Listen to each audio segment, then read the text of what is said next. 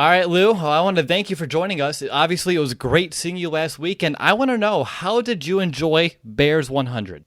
Oh, I'll tell you what, as a lifelong Bears fan who grew up in Chicago, who's been a season ticket holder since he was 4, my godfather left his season tickets in his will for me when they were playing at Wrigley Field. It was phenomenal. I mean, to work there and to be part of the orange carpet broadcast that we did on Fox 32 Chicago, that was special because it gave me the opportunity to talk to guys like Coach Dick Buckus, Ted Phillips, George McCaskey, Richard Dent, and on down the line. But then just to be around all those fans, Fox had a setup upstairs on the upper level where Fox Sports actually shipped in the set that Fox will be using on this year's Super Bowl 54, that we're going to be carrying on Fox from Miami. They sent in the set, and it gave fans the chance to take pictures with me up on the set that they'll be using during the Super Bowl. Wait, And just to see the excitement and all the Bears fans, it was pretty special. It was a great weekend. I loved it. Wait, I thought I just waited in line to get a picture with you and to say, hey, I had no idea that was the Super Bowl set. Yeah, that's the Super Bowl set they'll be using. We had the cutout of Terry and Howie alongside, but that's the set that those guys will be sitting at on the field at, hell, I don't even know what they call it, where the Dolphins play these days. But whatever that stadium is called that they finally remodeled, refurbished to allow them to pick up the Super Bowl. Yeah, that's what they'll be using. All right, well, I don't think I touched it, but I'm definitely going to tell people that I did from this point forward. Absolutely. All right, now real quick, the rest of today's show that you're not going to be a part of is the quarterback edition of our positional preview series we do every summer. It's called Countdown to Camp. So I'm really curious to your thoughts on Mitch Trubisky, and I can go ahead and go on and point out the reasons to be excited about him this upcoming season. But what about you, Lou? What kind of year are you expecting out of Mitch, and why so? Man, I'll tell you what, I'm excited about number 10. I think that he showed vast improvement from game one to that final drive where he put that team in position to kick that field goal to win it. We know what happened. We know how that worked out. This kid's determined. He is someone who pursues excellence, and he works hard. He has a great relationship with his coach, with his quarterback's coach, Dave Ragone, and his teammates love him. So I think Mitch has it all going for him. Not only is he, mastered the offense now, and remember, when Matt Nagy took the job, he said an offense like this takes 3, 4, maybe even 5 years to master. Mm-hmm. Trubisky's worked so hard at it that you talk to all his teammates, and I did the last few weeks, whether it was OTAs or minicamp the last couple of days, and it's no longer anyone out there thinking. Everyone is reacting now. And that's so important because you're going to find Nagy giving Mitch the chance to step to the line of scrimmage, and if he sees something that Nagy can't spot, he'll allow him to audible at the line of scrimmage and call a different play. And that's so important because defenses – tried to confuse Trubisky last year, and at times they did, and at times, like against Tampa Bay, he threw 5 touchdown passes, so you couldn't stop the kid. He's got great targets at skill positions. Nagy and Ryan Pace are putting together the roster that they see as the perfect fit for this Matt Nagy, Andy Reid type offense, which meant Jordan Howard going to Philadelphia and David Montgomery being drafted. So I see exciting things on the offensive side of the football, especially for Mitch Trubisky. I'd be surprised. Listen, now, do I think he's going to be the number one passer in the NFL? I'm not saying that, but I saw Joe Flacco win a Super Bowl. And if he can put up Joe Flacco numbers and just not lose games, remember, he threw 24 touchdown passes. I think it was 12 interceptions last year. He put that team in position to win.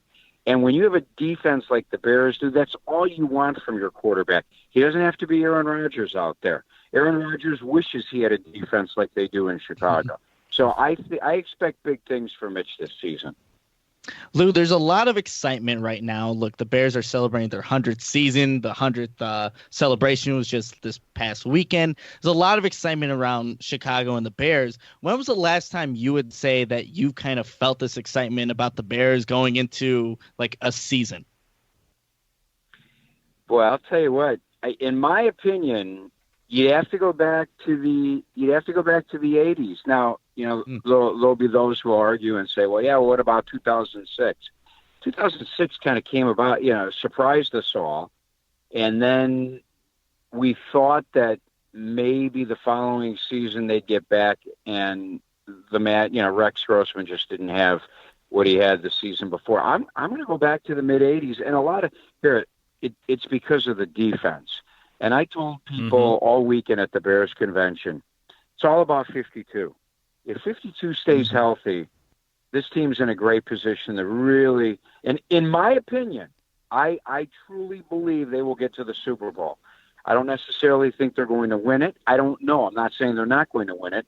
I need to see what happens through training camp and at least get a feel of the first few games to see where other teams are. But this team is good enough to get to the Super Bowl because of its defense. You're talking about 9 of 11 starters returning, if you include Buster Screen and Clinton Dix as your two newcomers on the defensive side of the football. So I feel really good about it. I'm not blowing smoke up anyone's rear end. I really feel good about where this team is, what they did during the off season, the way they feel right now. I told people also that, while it hurt, and believe me, it hurt me as much as any fan out there, because I'm a fan first and then a broadcaster when it comes to the Bears. It hurt to lose the way they did last year, but I'm old enough to see what the Bulls did after they hurt against the Pistons and what the Blackhawks did after they hurt against losing to the Red Wings in the playoffs, and the Cubs with the Cardinals and the Mets not long ago. And I truly believe that the same will hold true for the Bears, suffering the pain that they did and losing the way they did against Philadelphia, and now having a coach remind them every day about what happened, keeps a chip on your shoulder and forces these players who are great competitors already, but forces them to go out and not take their foot off the pedal every single day, whether it's OTAs, minicamp, training camp coming up, preseason games. I mean, Nagy said it a few times the last couple of weeks. He's had a tough time telling these guys to let up. He's going to have a real tough time asking the defense to let up in training camp and not hurting any of these guys on offense. So I'm excited about what's going to happen. Oh, I can definitely tell. Now, you may have already alluded to this, Lou, but outside of Mitch, who do you think is the most important player on this team that'll either make or break the season's success? Is that Mack? 100%. 100% it's Mack. I mean, look at what Mack did without an off-season workout program last year. I mean, he basically was sitting at home waiting to see what was going to happen with the Raiders. He had no training camp. And then he just wreaked havoc in every game he played in, and then missed a little bit of time because of the injury. Now the guy's had an entire off-season program to learn under Chuck Pagano's new defensive system, to learn people, faces, his own personal well-being and life in the Chicagoland area, and he's just 100% more comfortable. We know what he can do on defense, and now everyone understands that he's the leader of this D. Even a guy like Akeem Hicks, who in my opinion is one of the nicest football players, professional athletes you'll ever meet. But, even Hicks last year at some point got annoyed with all the Mack questions. And now that he spent a season with Khalil Mack and saw how hard this guy works and how blessed he is with this talent that he has, there's just a sense of respect amongst all those guys that will do nothing but benefit this entire team. I actually think 52 is most important, and then 10. And if those two guys can stay healthy, they're going to the Super Bowl. If one of those two guys goes down, if 52 goes down, I'm worried. He's irreplaceable on defense because he makes so many players around him so much better. If 10 goes down, Chase played pretty well last year when he missed those 3 games. So not that I'm, fully – this is a different schedule this year. You guys look at that schedule. That's murderer's row every single game. Every game is a tough game. If you think, if you include that, your NFC North games, no matter how poorly Detroit might be playing, they're still going to bring it every time they play the Bears because it's a division game. Every game is tough. That's the first place schedule that they're going to be going up against this year. So that there won't be an easy Sunday, but I think they're the supreme team in the NFC, and that includes the Rams, who are Midas and Ndamukong Suh, who's not there anymore. And I question really Todd Gurley and his health. And, they worked him so hard those first couple of years. This guy is injury prone. I'm just not sure that the Rams will be with the rate we saw last season. And Lou, you talked about the pain that, you've gone through, that we've all gone through as being Chicago fans. And, a lot of that pain is from the kicking position. And obviously right now there's still some question marks. You have Elliott Fry, Eddie Pinheiro, and they're going to be the focal point going into, training camp. What are your thoughts on that position? What's your confidence level like? And we know the Bears can't have it come down to that one opportunity where a kicker maybe has to make the game-winning kick. What are just your thoughts of that position in general? Well, it's a crapshoot. It really is. I mean, if you look at the all-time great field goal kicker, Adam Vinatieri, when he played at South Dakota State, and, there was no great buildup when Vinatieri came into the league. Robbie Gould, if I remember correctly, was working at a steel mill when the Bears signed him as not even undrafted. He was just a free agent out there. So Bears are in a tough position. I pray that we don't ever see what we saw last season. You knew it was going to end that way because he had missed 9 prior. So you just get caught into a position. You need to look at the business aspect of football. And when you spend the kind of money or guarantee the kind of money that the Bears did to that position and Cody Parkey, you just can't, no matter how poorly he is kicking, you just can't cut him loose. You just can't. You hope at some point he turns it around and proves to be the player you thought you were buying when you picked him up as a free agent. It didn't happen, and because of the way it ended, it'll never happen in this town with Cody Parkey and the Bears. So now you bring in guys, and they realize that Chris Blewett wasn't the guy. You brought up Pinheiro. You brought up, what's the other guy's name? I can't even. Elliott Fry. They may have to turn to a veteran out there, maybe Sebastian Janikowski. I mean, he's still out there available if he's willing to join the team.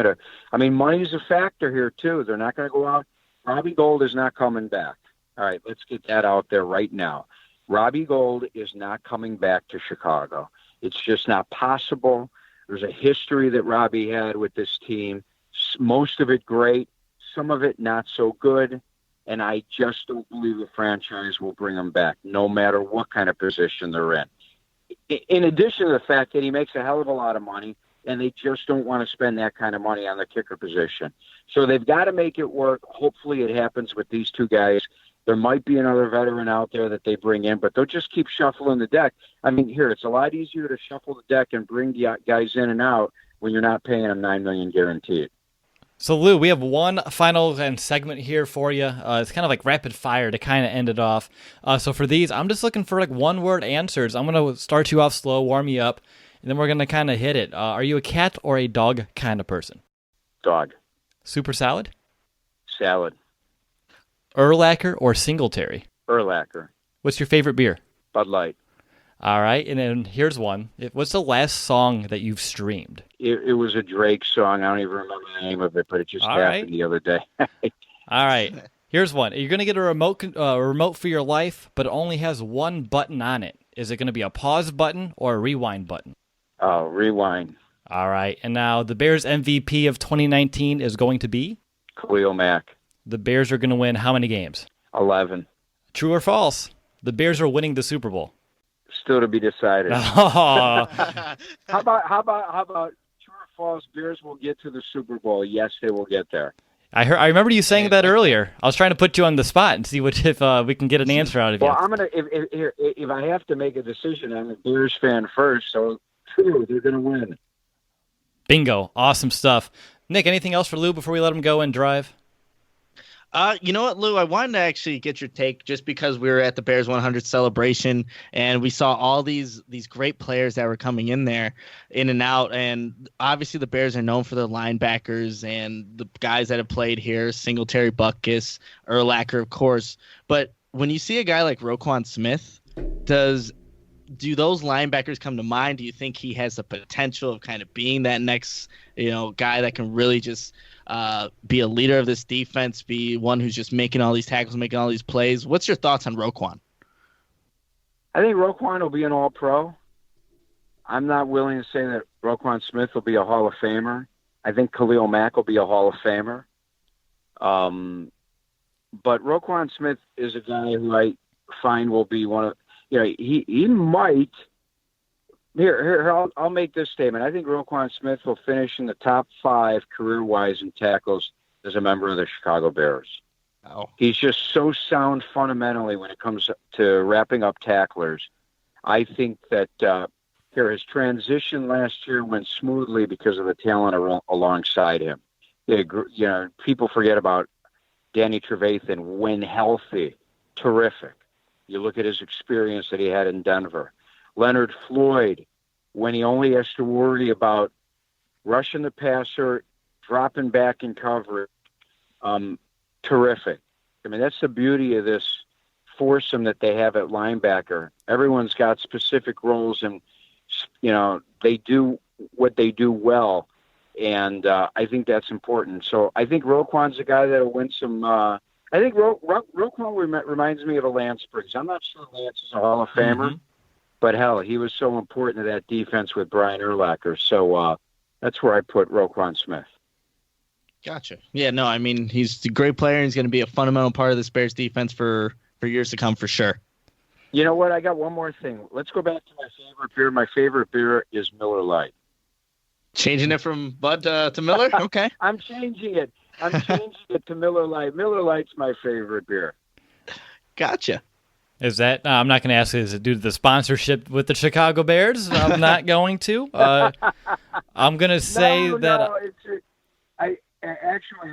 No, I'm not really involved with the Chicago Bears, but I was driving and I was thinking Michelob Ultra. I was thinking Heineken. I'm like, And then I said Bud Light, and then I'm like, as I'm driving, I'm like, what the hell am I talking about? I think it's Miller Lite. But that's what happens when you're worrying about making sure you don't hit the car in front of you on Lincoln Avenue. Yeah, I'll do it.